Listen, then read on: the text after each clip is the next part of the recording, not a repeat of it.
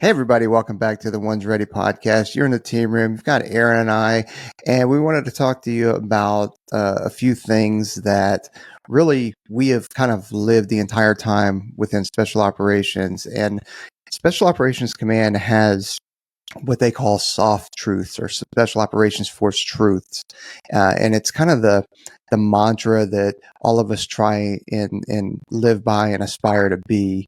So what we're going to do is we're going to hop on into each one of them and give you some details on kind of what they are and what our perspectives are on them. Yeah. So, yeah. And then enjoy. Hey, everybody, welcome back.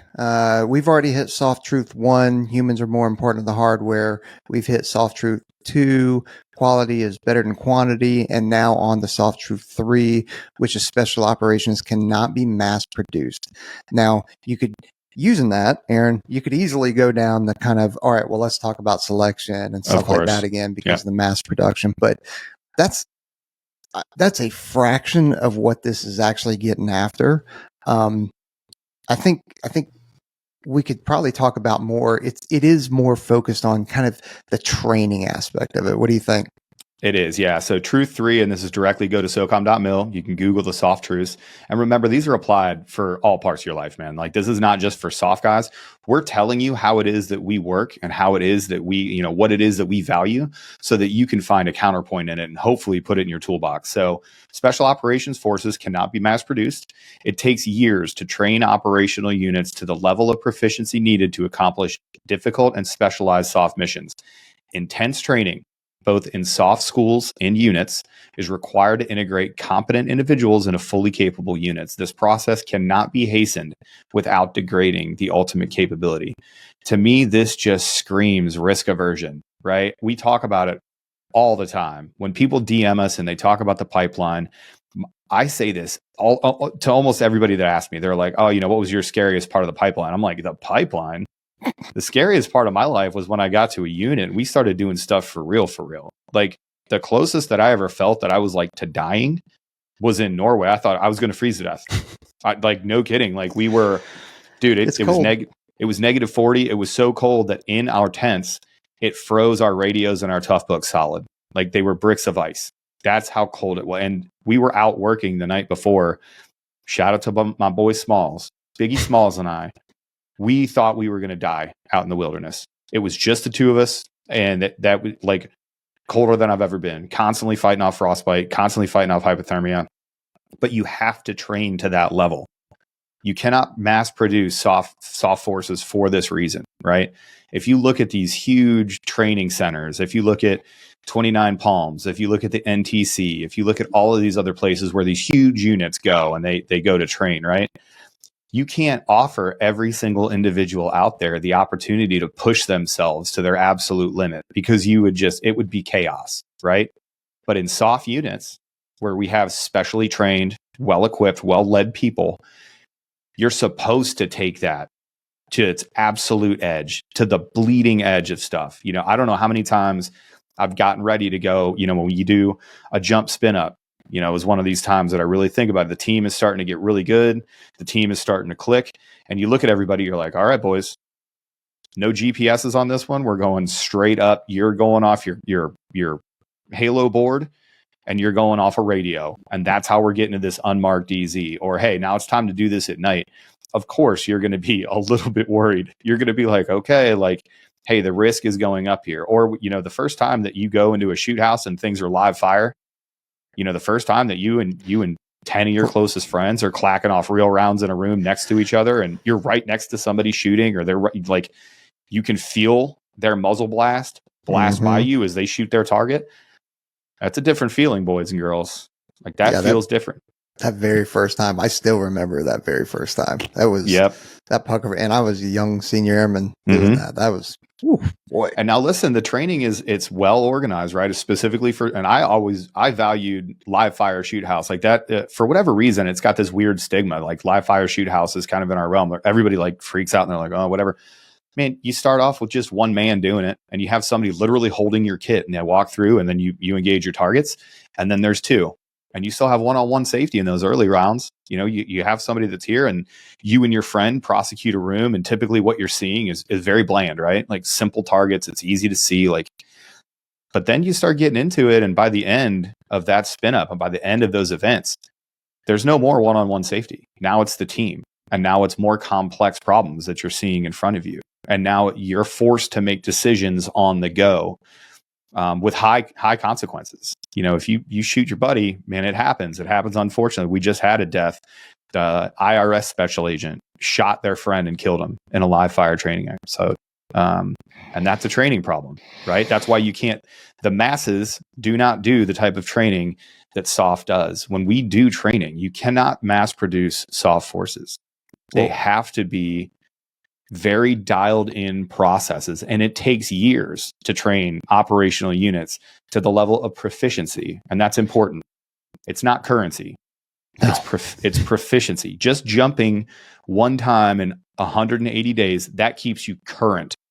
That doesn't make you proficient. You have to train over and over and over again, hours of beating on your craft. And it takes units, years, to get to that operational level of proficiency. That's why the tier 1 units are so good, right? Like I am not a fanboy to those units by any stretch of the imagination, right? Like they're just men, they're just doing a job. But the fact that they have trained so hard for so long and pushed the envelope of risk, that's what makes them so good. There's no special serum that we give to a guy to send to the tier 1 units. We all have friends that work there. We know these guys, they have limitations. They're just humans. But they spend hours and hours and hours of beating on their craft in a professional manner, accepting risk, not unnecessary risk, but accepting risk and pushing themselves right up to the bleeding edge of what is acceptable. Because in the moment, you're going to need to know what it feels like to do some stuff that is very risky, and then make sure that you do it safely and then proficiently. Yeah. No, I mean, your cold weather training in Norway was a good example, because I remember we did a JSET, a joint combined exchange training. And that is where, for the folks out there, it's where you're bringing in a whole bunch of different countries into a one training exercise for 2 to 3 weeks at a location, and you do common training, and then you also do individual unit training and stuff like that. But I remember that I planned one in Norway, and the Norwegians were being very selective, as they should be, on if you were going to be out into the field on your own operating. You are required to go through these courses, right? And it was their winter warfare courses. There was one country in particular that somehow got a waiver, or were like, hey, we've done this training that was equivalent, and which was not Norwegians, it was somebody else's. I'll just say it was Spain, right? Mm-hmm. So, and we ended up having to exfil them out, and a couple of their members lost some digits to frostbite, and they were going to die if we didn't go in there and get them out. And do you remember who planned that? Remember who was the guy, the winter warfare graduate that ended up making like all the difference in that scenario? No. Danny Dumlow. No way. 100%. Really? Danny Dumlow. Wow. Yeah, he went to the same winter warfare course that I did, and Danny was the guy that ended up. See, he was with another unit, and he brought his. I can't remember what country he was with, but he was out. He was one of the guys that was actually like blessed off and approved. And if it wasn't for Danny, the controller, taking his team, and I think it was him and the Germans, taking his team over there to help those dudes out, they would have died. Yeah. They would have died out in the wilderness. But yeah, So, I mean, Danny, it just goes back to the quality of training and that kind of stuff, and how you can't mass produce. You can't imagine if you took big Army or big Air Force into a winter warfare like this, it'd be a massacre. It would be a mess. And that's why, like, look at airborne operations. Peaches, I know you're going to know this. Hey, when we're doing mass attack airborne operations, what's the acceptable level of loss? 10%. 10%. The Army puts that number out all the time. Like, if we're gonna do an airborne operation, hey guys, we're gonna have 10% breakage, like 10% of the people that we put out. Imagine a SOF team going to their commander and going, hey, listen, we're jumping 12 dudes in here. One of them's gonna die though. we're positive that it's going to, hey, you'd be like, what are you talking about? Yeah. Like, imagine of all the free fall, like, the combat jumps that have gone on, imagine them just saying, hey, we're going to lose 10% of the guys. Why would you jump? Why would you jump? Right. Exactly.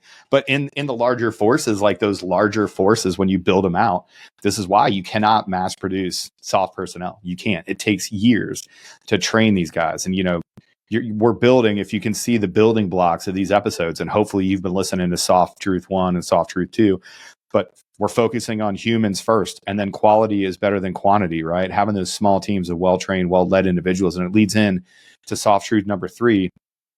And it's sort of the same, like I can build a through line to all of these soft truths, but it's also distinct in saying that you cannot mass produce these forces. It's going to take a long time. And it even ends at again, USSOCOM.mil, look up Soft Truths. Soft Truth 3 ends with, this process cannot be hastened without degrading ultimate capability. They are saying plainly, if you try to speed this process up, you're going to dilute it. The product is not going to be the same. If you try to make this process, if you try to think about shortening this process, your product is going to be worse. And I got to be honest with you, Peaches.